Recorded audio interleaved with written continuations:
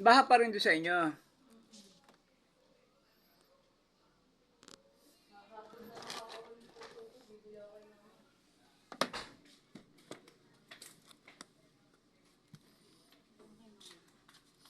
May itlog dyan na, magtuitos ka.